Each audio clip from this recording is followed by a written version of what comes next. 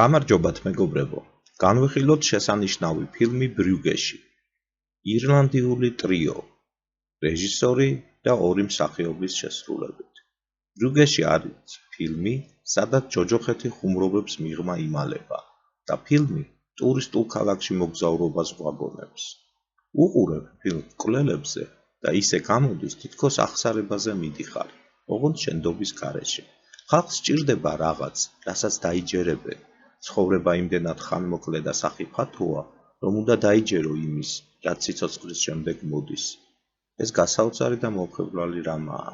რამდენად ხშირადაა მაყურებელი ექსტაზში კონკრეტული ფილმის ყურებისას, არსებობს საფუძველი იმის დასაჯერებლად, რომ ფილმის კარგად შერჩევით, ერთ დღეს თქვენც შემთხვევით წააწყდებით ნამდვილ აღმოჩენას, რაღაცას, რაც თქვენ სულს შეძრავს.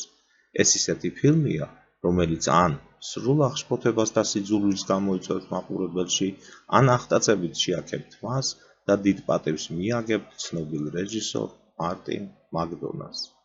I'll sort out, honey. Just tell him I'll probably kill myself in a fortnight anyway. You won't, are you right? ბრიუგეში არის 2008 წლის ტრაგიკომედიური ფილმი, რომლის სცენარის ავტორი და რეჟისორი მარტინ მაკდონახია. ფილმის პრემიერა შედგა 2008 წელს სანდენსის კინოფესტივალზე. ფილმში მონაწილეობენ კოლინ ფარელი, ბრენდან გლისონი და რალფ ფაინსი, რომლებმაც თავიანთი შესრულებისთვის რამდენიმე ჯილდო მოიპოვეს. გამოსვლის შემდეგ ფილმი შევიდა IMDb-ის მიხედვით 250 საუკეთესო ფილმის სიაში. რაზეა ფილმი სინამდვილეში? ეს იმ ადამიანებზეა, რომლებმაც პირველად გააცნობიერეს, რომ გამოუსწორებელი რამ ჩაიდინეს. და ახლა კი არ იციან, როგორ იცხოვრონ ამასთან ერთად. ბრიუგე არის ქალაქი, სადაც არაფერია გასაკეთებელი და როცა არაფერი გაქვს გასაკეთებელი, საკუთარ თავთან მარტო რჩები და ეს ყველაზე მეტად საშინელებაა. ეს არის ფილმი მედიტაციური თხრობით, რომელიც გადაღებულია ჩვენი დროის ერთ-ერთი ყველაზე ნიჭიერი რეჟისორის მიერ. დანტეს დიდებული ნაწარმოების, ღვთაებრივი კომედიისადმი მრავალი შედარება და მინიშნება, ისეთ შეგრძნებას ქმნის, თითქოს მაყურებელს ეძლევა შესაძლებლობა, რომ ნაპრალიდან ჩაიხედოს ქვემოთ და ნამდვილი ადამიანური გამოცხადება იხილოს. In Belgium either, will he? I mean, he might have wanted to come here when he got older. Don't know why. And that's all because of me. კონკრეტულად სიუჟეტის მიხედვით ორი მკვლელი წარუმატებელი მისიის შემდეგ ბელგიაში ზღაპრულ ქალაქ ბრიუგეში იმალება. სინამდვილეში ეს იგავია დანაშაულის გრძნობაზე, წყევლაზე, საკუთარ შეცდომის გამოსწორებაზე, ლამის თვითმკვლელობაზე ფიქრით. ეს ფილმი ტრაგიკომედიაა ტრილერის ელემენტებით და უხვად შავი იუმორით.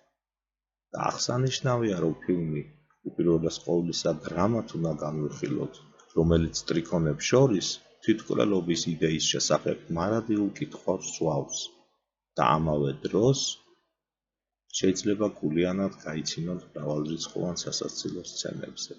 პერსონაჟების მკაცრი დაყოფა კარგებად ან ცუდებად არ არსებობს. რატომ?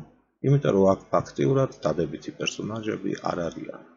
კოლინ ფარელმა და ბრენდან გლისონმა, რომელთაც შესანიშნავი ეკრანული ანსამბლი ვიტრინად იქცა, დუეტების ყველა ზღვარი დაარღვიეს და ამ ფილმში თავიანთი საუკეთესო შესრულება გააცოცხლეს. სხვათა შორის მათი ტრიო განმეორდა 2022 წელს. ანუ ტრიოში გულისხმობ რეჟისორ მარტინ მაკდონახის და მსახიობებ კოლინ ფარელს და ბრენდან გლისონს. მათ ერთად 2022 წელს გააკეთეს ფილმი ცნაური დასახელებით ინიშერინის ბანშეები, რომელმაც 9 ოსკარის ნომინაცია მიიღო. So hang on. Would all of the white midgets in the world be fighting against all the black midgets in the world? Yeah.